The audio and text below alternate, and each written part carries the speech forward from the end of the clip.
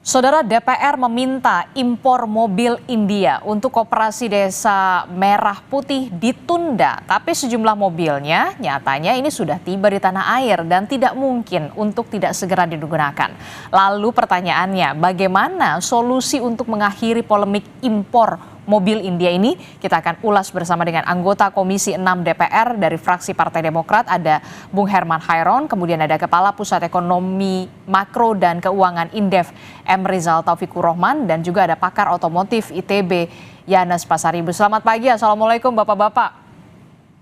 Selamat pagi. Waalaikumsalam warahmatullahi pagi, Mbak. Iya, ini kita bahas soal mobil impor begitu ya, tapi bukan karena mau lebaran, tapi karena kebutuhan Koperasi Desa Merah Putih begitu. Saya ingin ke DPR dulu.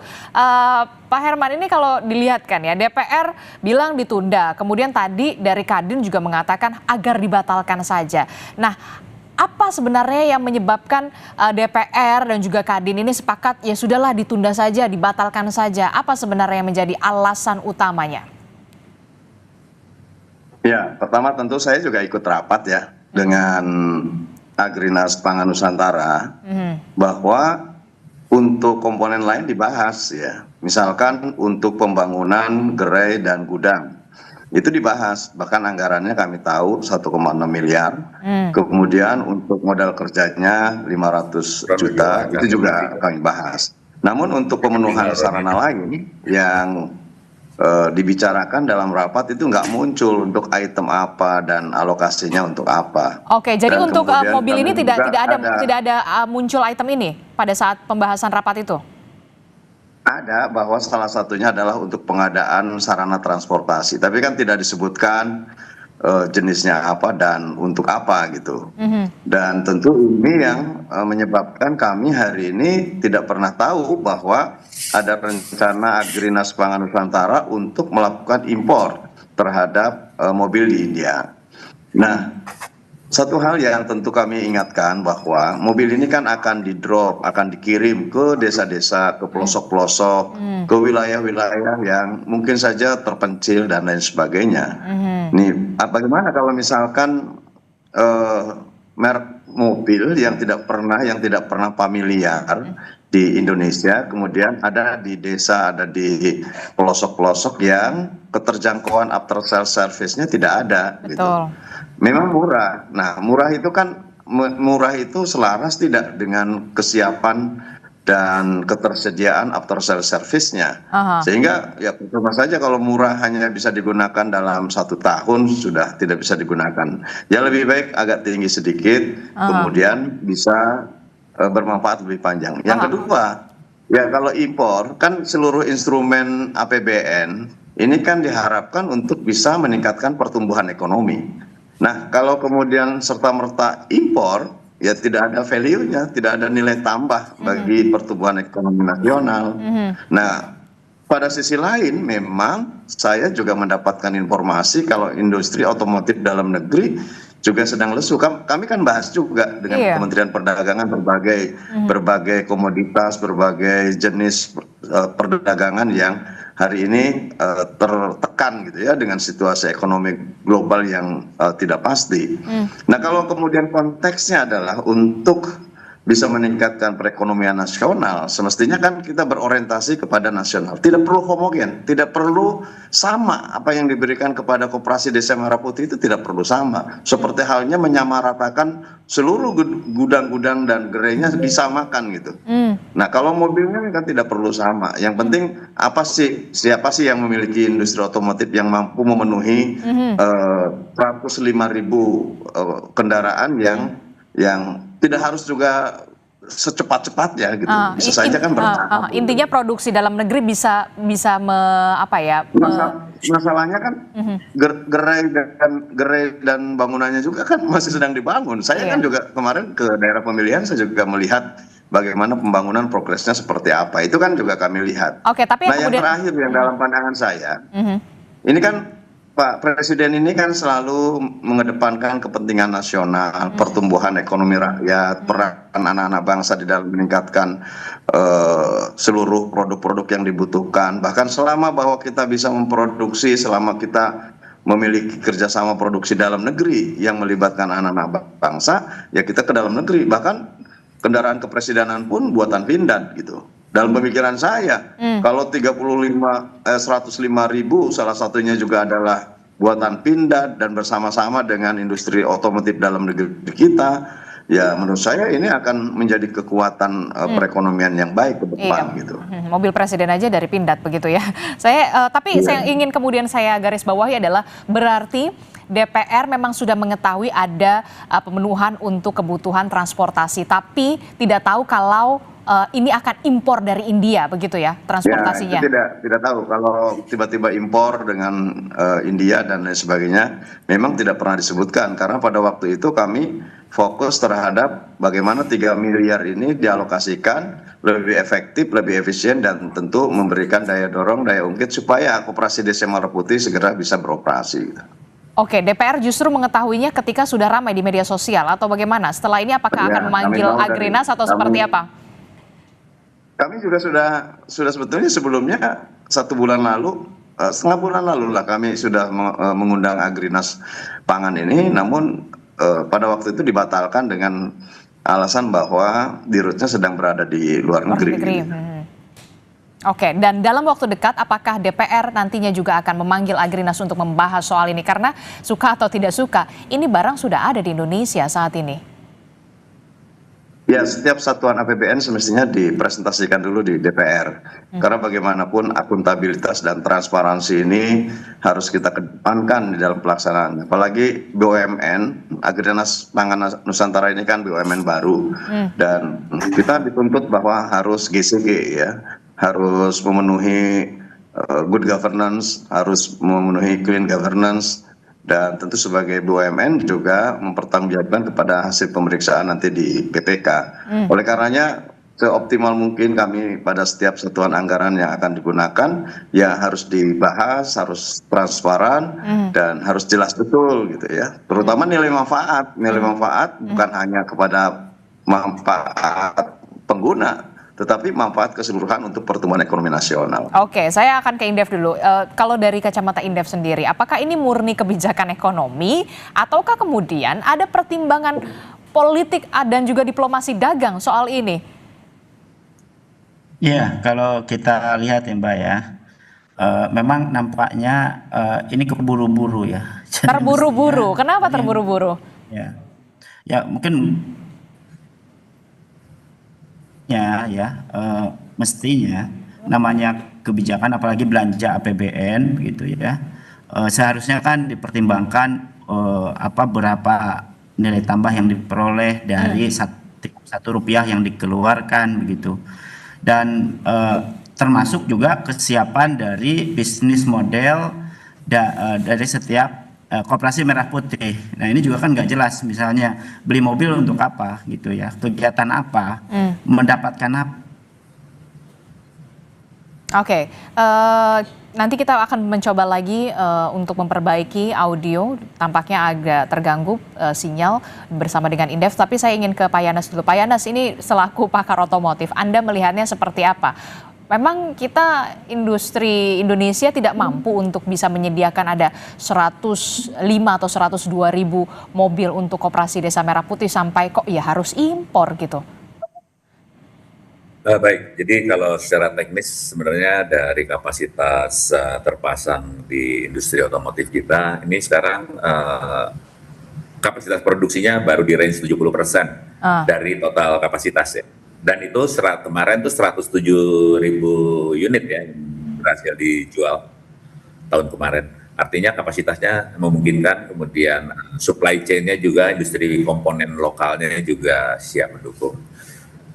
Artinya nggak ada alasan sebetulnya kalau dikoordinasikan dengan Gaikindo ini tidak bisa dibikin sebuah orkestrasi untuk produksi bersama di Indonesia gitu.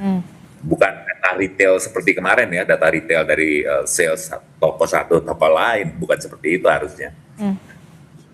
Oke, jadi sebenarnya kalau industri otomotif Indonesia sendiri sebenarnya bisa memenuhi ya kebutuhan untuk transportasi Koperasi Desa Merah Putih begitu, tidak perlu sampai impor begitu.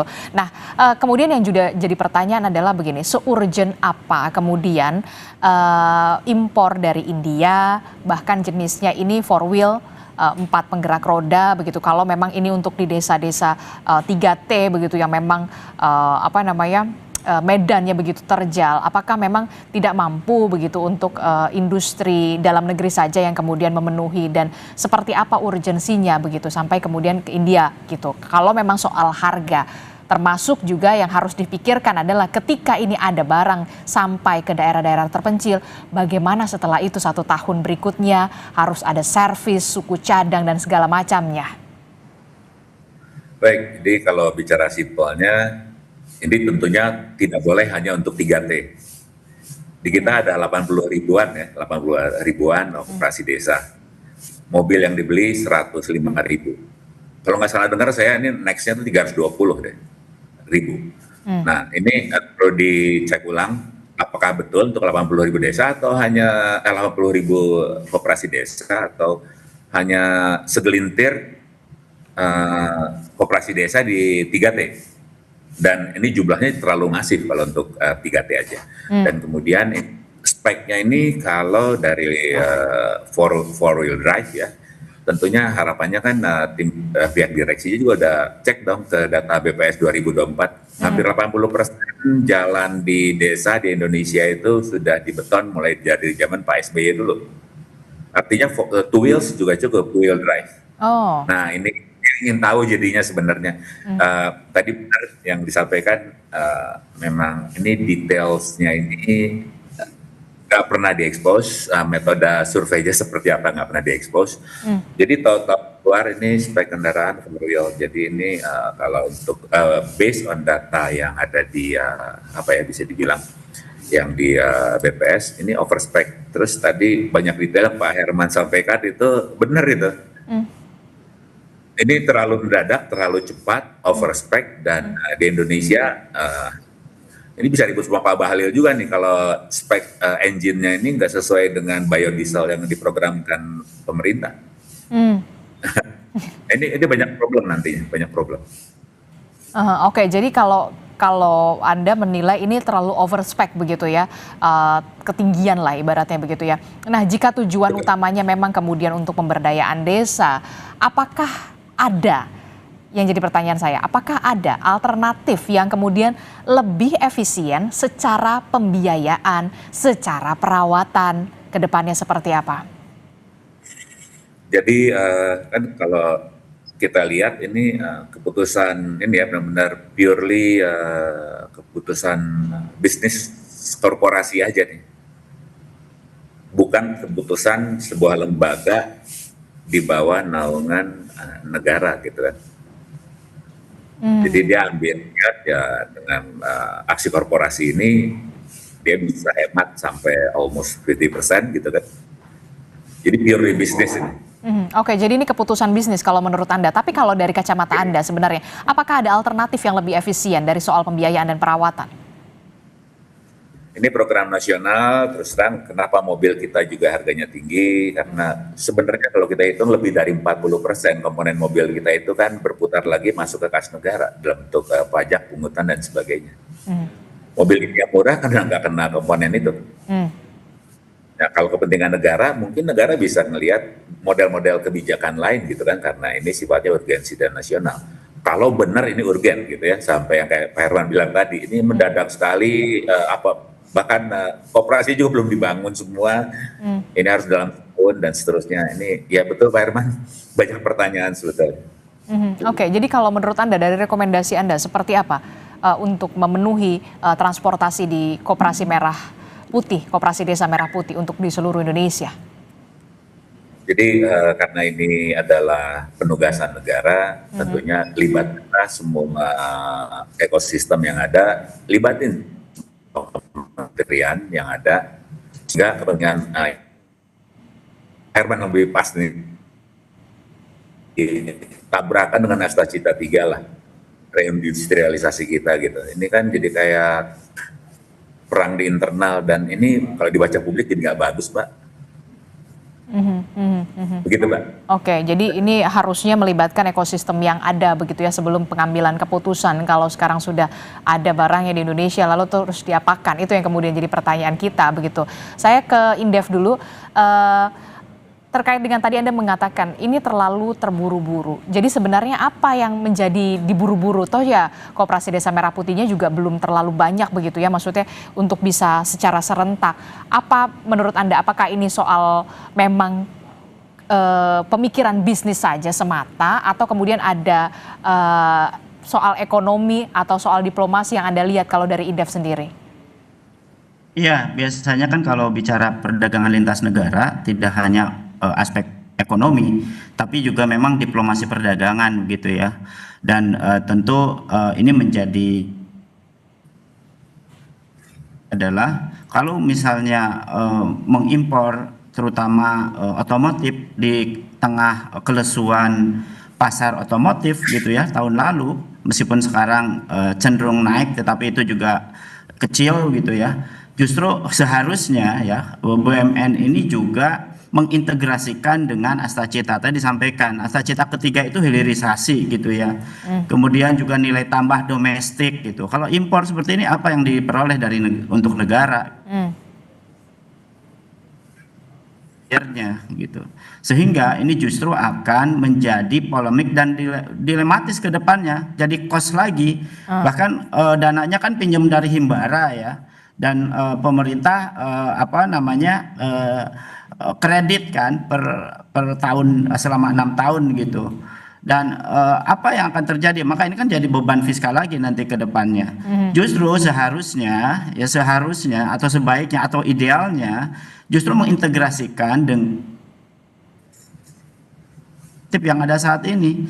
Bahkan saya kira industri otomotif yang ada saat ini sudah sudah bisa menyesuaikan dengan topografi, kondisi jalan dan lain sebagainya, teknis gitu ya. Yang lebih penting justru itu di tengah industri padat karya yang sangat sulit menyerap tenaga kerja gitu, bahkan tercipta, justru ini sebenarnya jadi peluang market gitu ya, sebagai stimulus dari APBN harusnya mendorong ke sini ya, bukan kemudian justru beli dampak terhadap industri otomotif kita. Bahkan saya kira akan menjadi beban baru bagi fiskal kita, dan seyogyanya tahun ini seharusnya ya pemerintah itu tidak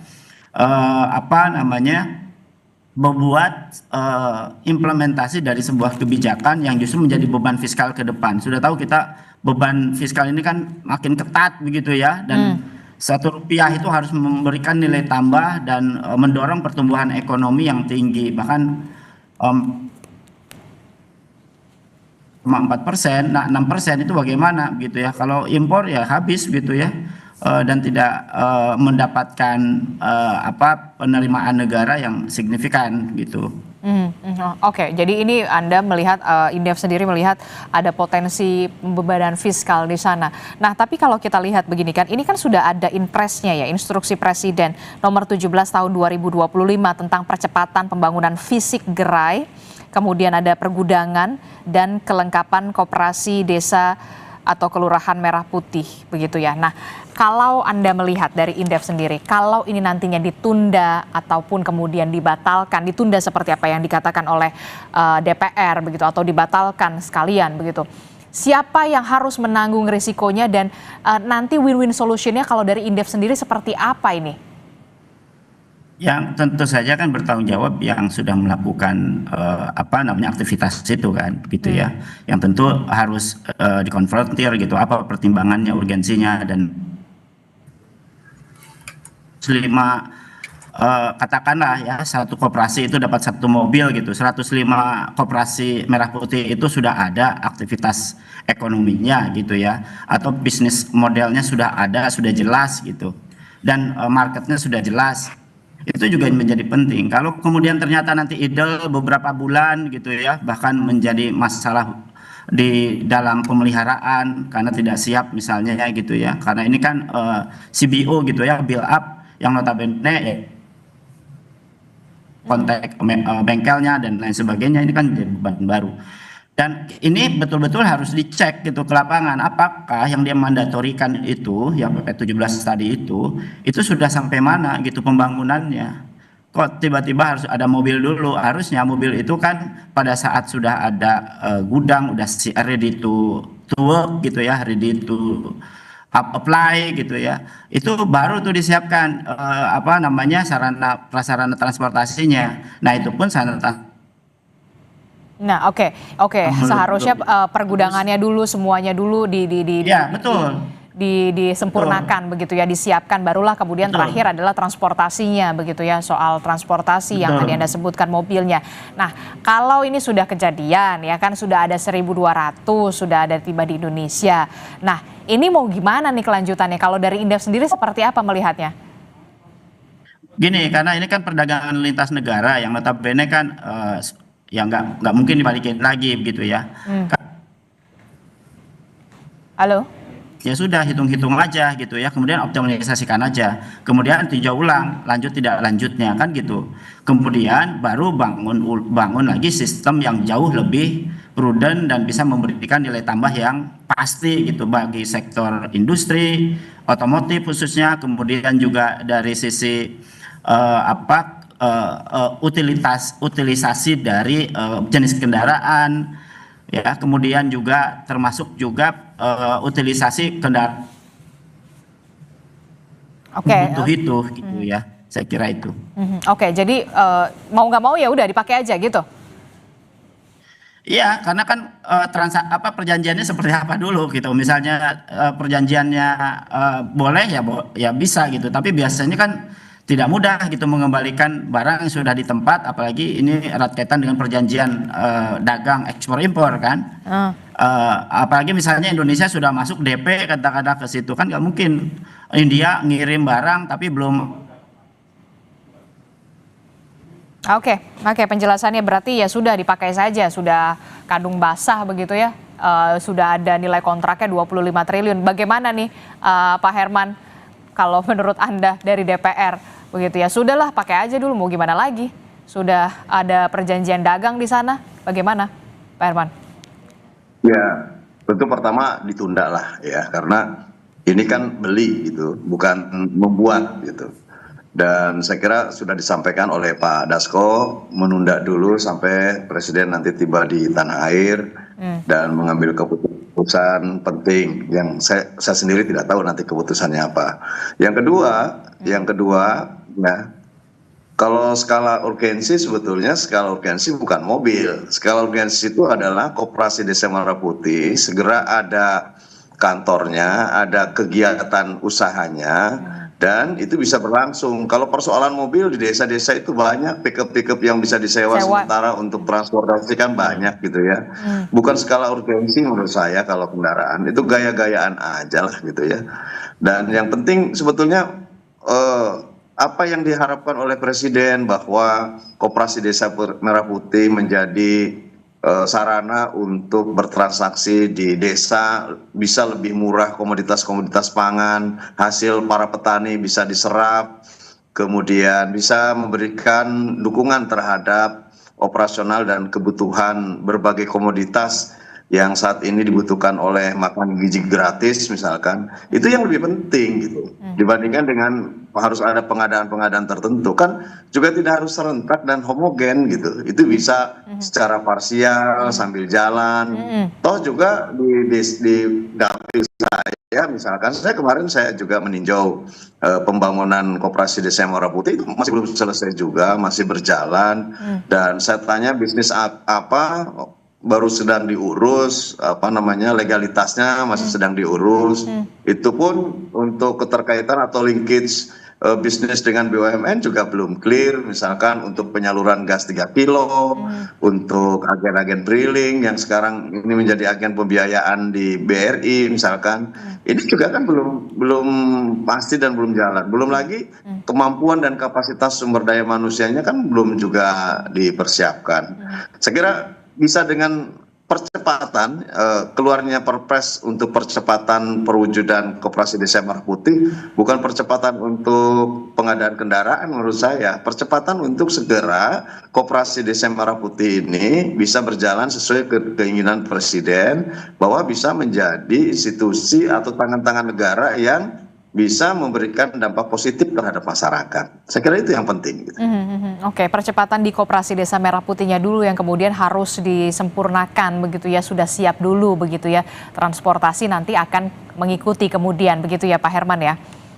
Ya memang kan antar desa, Koperasi Desa Merah Putih ada di semua desa. Jadi ya antar desa itu juga berhimpitan kok gitu, berdekatan. Kecuali di wilayah-wilayah remote yang antar desanya jauh. Kalau di dapil saya desa satu dengan desa lainnya dekat juga gitu ya. Dan kalau kebutuhan kendaraan juga banyak, bisa menyewa dulu punya masyarakat. Dan menurut saya jangan terburu-buru lah ya, karena ya aksi korporasi sekali lagi harus good corporate governance, harus betul-betul dapat dipertanggungjawabkan. Jangan sampai setelah pengadaan mobil ini kemudian ada persoalan hukum di belakangnya, kan tidak baik ya. Lebih baik kita transparan, kemudian akuntabel pada publik, berapa kapasitas dalam negeri bisa memenuhi. Ya kalau mungkin kemudian ada batas waktu yang harus segera dilakukan oleh Agrinas Pangan Nusantara, ya berarti kekurangannya apakah impor atau tidak impor, ya coba bicarakan dulu gitu. Jangan berbicara untung atau tidak untung. Bisa untung, korporasinya bisa untung, Agrinas Pangan Nusantara bisa untung, tetapi apakah keuntungan ini membawa keuntungan pada negara, kepada Koperasi Desa Merah Putih, kepada bangsa, kepada rakyat? Nah ini yang harus dipertimbangkan dan diperhitungkan betul. Gitu. Oke, terakhir saya ingin ke Pak Yanes dari sisi otomotif begitu ya. Apa yang kemudian harus dipikirkan kembali? Poin kritis apa yang kemudian harus menjadi pertimbangan dari Agrinas Pangan Nusantara ini? Pertama, ini tentunya ada dua senario ya. Satu, kalau dibatalkan, ini kasihan direksi Agrinas nih, karena kalau termination fee yang saya tahu ini bisa 5-10% dari nilai kontrak yang tidak dijalankan. Oke. Itu belum tuh. Terus kalau menolak, dia dibawa ke arbitrase internasional. Indonesia tambah ramai lagi nih nanti. Oke. Jadi kedua yang lebih solutif, di kita kan udah ada investasi sangat besar ya untuk industri otomotif dari Jepang. Kemudian kedua dari Korea. Yang kemarin ini yang dapat karpet merah tuh dari China.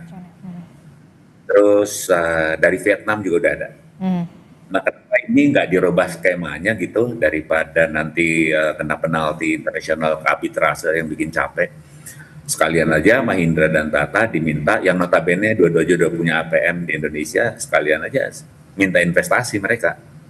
Sehingga kebanyakan investor di Indonesia makin banyak, dan multiplier efeknya untuk tenaga kerja lokal dan sebagainya makin bagus. Dan itu lebih cantik karena melibatkan kementerian lain, Mbak. Jadi nggak hanya perdagangan, kementerian desa dan sebagainya gitu. Itu, Mbak. Oke, itu jadi solusinya yang untuk sementara begitu ya. Terima kasih Pakar Otomotif ITB, Yanes Pasaribu telah bergabung bersama kami. Kemudian juga ada Kepala Pusat Ekonomi Makro dan Keuangan Indef, M. Rizal Taufikur Rahman, dan juga ada anggota Komisi 6 DPR RI dari fraksi Partai Demokrat, Pak Herman Hairon. Nanti kita akan tunggu setelah Presiden tiba di tanah air, apa yang kemudian menjadi keputusan dari Presiden soal pro dan juga kontra pengadaan impor mobil dari India ini. Terima kasih Bapak-bapak, sehat selalu. Assalamualaikum. Selamat pagi. Waalaikumsalam, pagi.